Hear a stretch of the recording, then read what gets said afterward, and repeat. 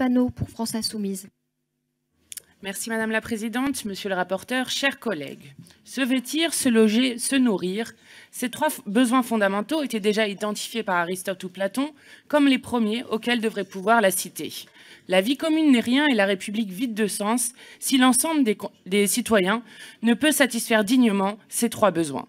Certains ont coutume de ramener les enjeux écologiques au niveau individuel. Éteignez votre lumière, excusez-moi. Éteignez votre lumière et la 6e extinction des espèces sera enrayée. Heureusement que le ridicule ne tue pas. De la même façon, pour la malbouffe, et c'est ce que j'ai entendu aussi tout à l'heure, ce sont des ressorts individuels qui sont invoqués trop souvent au mépris des causes sociales du problème. Ces causes sont de deux ordres. D'abord, elles renvoient à ceux qui sont touchés par le problème lui-même. Ensuite, ces causes sont liées à l'organisation de malbouffe. Qui donc souffre essentiellement de la malbouffe. La prévalence de ce phénomène est particulièrement importante dans les classes populaires et moyennes. La main libre du marché ne sert manifestement pas aussi bien toutes les assiettes. Il ne fait aucun doute que les inégalités sociales sont le facteur déterminant de l'existence même de la malbouffe. Alors que près de 10 millions de personnes souffrent d'obésité dans notre pays, il faut prendre le problème à bras-le-corps. La malbouffe n'est pas une question de choix, c'est une question de moyens. À chacun selon ses besoins, disait un grand philosophe et économiste allemand. Ce système fonctionne selon un principe cruel, le principe opposé, chacun selon ses moyens.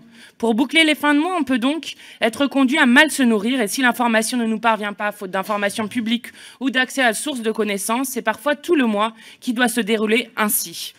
Les problèmes sociaux de la France contemporaine mènent tous à la question nodale des inégalités sociales. Même nous pouvons déjà agir sur la question de la malbouffe. Car s'il y a malbouffe, il faut bien qu'elle soit produite. J'ai parlé de l'obésité, mais ce n'est pas le seul problème à évoquer ici. L'ensemble des maladies chroniques induites par l'alimentation, à commencer par les cancers, frappe plus durement ceux qui s'exposent à la malbouffe. C'est à la racine qu'il s'agit donc de prendre le problème, interdire les pesticides dangereux pour la santé humaine, engager fermement et sans hésiter la transition vers une agriculture biologique extensive, respectueuse des êtres humains et de notre environnement.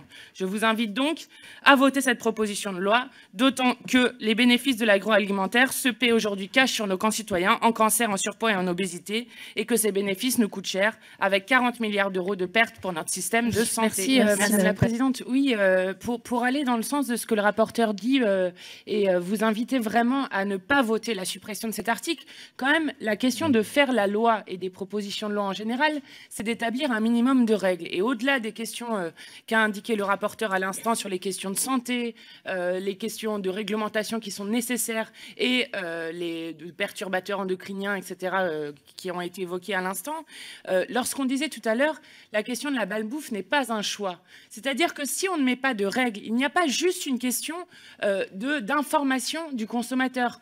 Moi, je peux vous parler, je travaillais à Grigny, je peux vous parler des enfants qui, lorsque vous avez une fratrie de 5, 6 enfants par exemple, et que les parents ne peuvent pas les mettre tous à la cantine, alors oui, vous avez un enfant ou 2 enfants sur les 5 qui vont acheter des baguettes à 90 centimes pour manger le midi. Oui, vous avez des enfants qui vont acheter des pâtes chinoises sans mettre l'eau dessus, qu'ils mangent comme ça. Et donc, à un moment, il faut mettre des règles parce que sinon, c'est la population, notamment les enfants, qui vont en souffrir le plus. Et je pense que c'est quand même notre rôle de député, comme représentant du peuple, de mettre un minimum de règles et d'éliminer des additifs qui ont des effets extrêmement néfastes sur la population et qui ont des effets en plus sur la population la plus fragile de notre pays.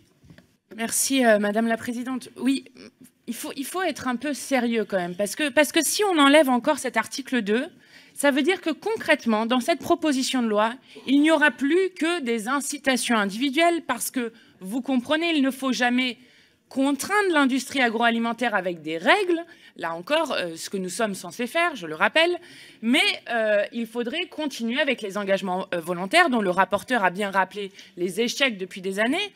Et je veux quand même prendre une phrase dans l'exposé qui a été fait de cet article qui dit, par exemple, au sein de la catégorie des plats préparés, on distingue une grande variété de recettes qui peuvent nécessiter plus ou moins de sel. Honnêtement, c'est se foutre de la gueule des gens que de mettre une phrase comme ça dans un exposé des motifs. Parce que, alors, travaillons sérieusement à savoir ce qu'on peut faire sur ce qu'on peut faire comme règlement. Et le rapporteur l'a bien dit, ce n'est pas un taux de sel unique pour tous les plats. Il y a déjà des dispositifs qui permettent de le varier. Et donc, travaillons sérieusement à ce qu'il y ait moins de sel, moins de sucre et moins de gras, et pas qu'on soit encore à dire non, il faut continuer avec les engagements volontaires qui ont dysfonctionné depuis des années.